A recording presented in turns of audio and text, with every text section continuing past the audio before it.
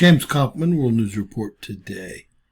Proof Barack Obama is the biggest traitor America has ever known. Well, folks, we got a heck of a video. Now we have the proof. It was Obama leading the efforts to destroy Donald Trump, as if America didn't already know. This guy has been a slimeball from day one. So much for hope and change. He hoped to change the outcome of the election. That's about it. This president will go down in history as a traitor to the American people and America, no matter what accent Slick Willie tries to use. This should be enough evidence to lock Obama, Brennan, and James Comey up for years, if not have them pay the ultimate price. That is, if we can get these trials moved out of D.C. or get them into a military court where they belong. Period. Treason. Tulsi Gabbard has uncovered documents that were hidden for 10 years showing Obama doctored the intel to make it look like Putin and Trump stole the 2016 election. Obama ordered Brennan to create a fake assessment. All roads lead directly to Obama. But again, everyone already knew that. Fox News alert, the Director of National Intelligence, Tulsi Gabbard, releasing a bombshell report today that shows a conspiracy by a sitting president, Barack Obama, and his intel agencies to sabotage the president-elect, Donald Trump, brainwash the electorate, and undermine the legitimacy of an election. There is irrefutable evidence that detail how President Obama and his national security team directed the creation of an intelligence community assessment that they knew was false. They knew it would promote this contrived narrative that Russia interfered in the 2016 election to help President Trump win, selling it to the American people as though it were true. It wasn't. Gabbard got her hands on a House intel report that's been locked away in a CIA vault for almost a decade.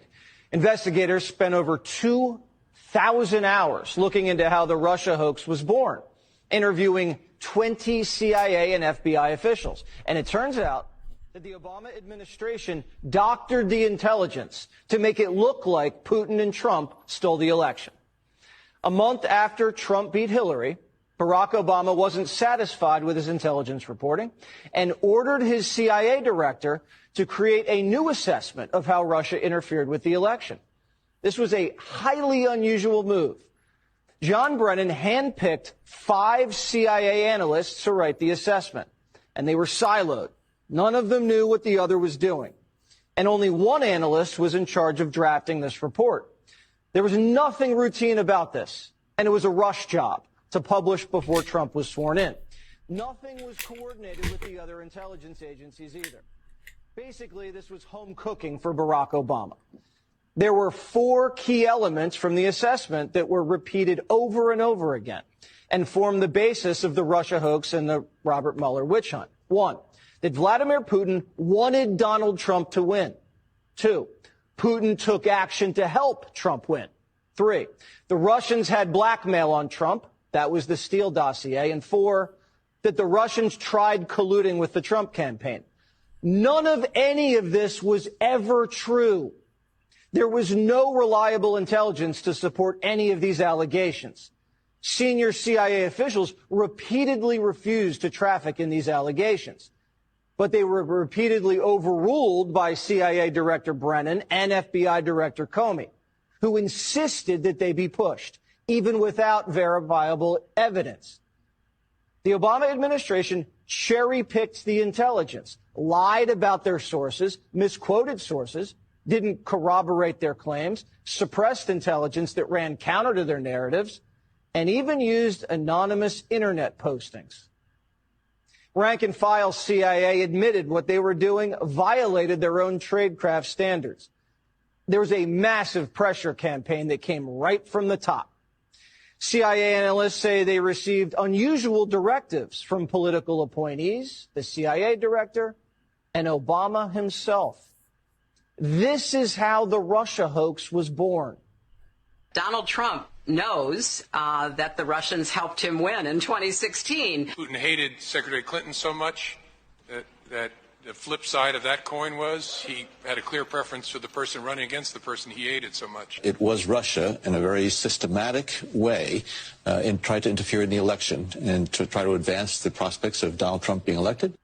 This was such a malicious disinformation campaign perpetrated on the American people that at one point, 60% of Democrats believed the Russians hacked our voting machines to help Trump win the White House. What this report actually shows is that the Russians just wanted to create chaos and undermine Americans' faith in democracy. Solid intelligence suggested that Vladimir Putin didn't care who won. He had no preference. But like most people, expected Hillary to win and had a little docket of compromising dirt on her, dirt that he never released. Now, if Putin wanted Trump to win, why didn't Putin drop the dirt?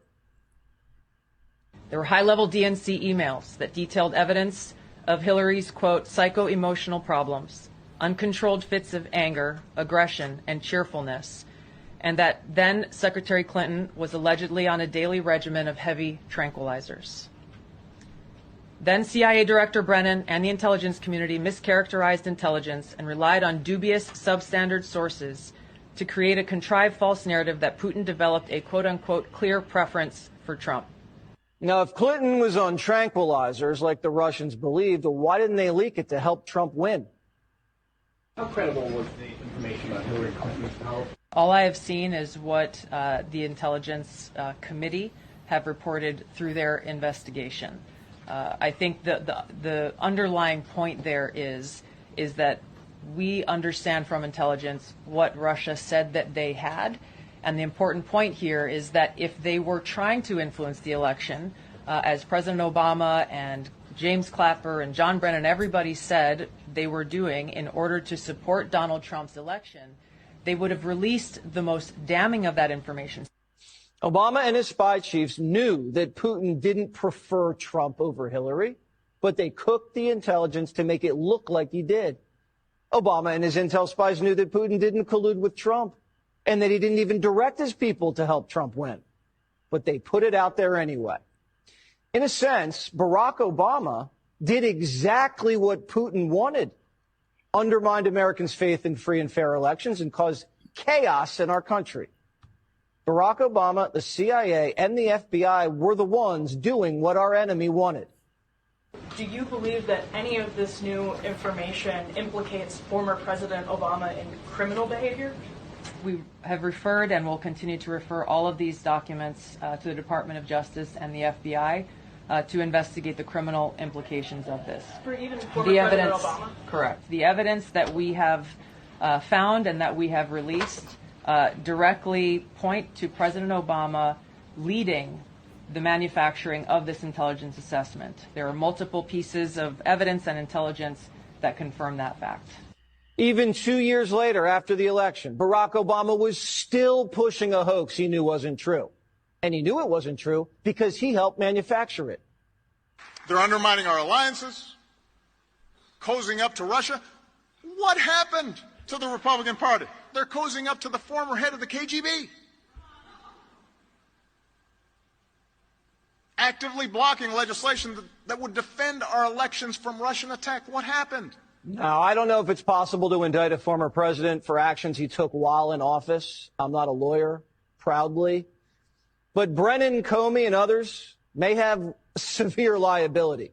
Trey Gowdy says we know for a fact that Brennan committed perjury when he lied to Congress. Director Brennan, do you know who commissioned the Steele dossier? I don't. Do you know if the Bureau ever relied on the Steele dossier as part of any court filings, applications? I have no awareness. Did the CIA rely on it? No. Why not? Because we didn't. It wasn't part of the corpus of intelligence information that we had. It was not in any way used as a basis for the intelligence community assessment that was done. It was not. Well, that's a lie. Whatever happens to these guys is not revenge. It's accountability. and it's time for people to pay the price. Of course they relied upon it. It was the only document they used to have all their FISA warrants signed.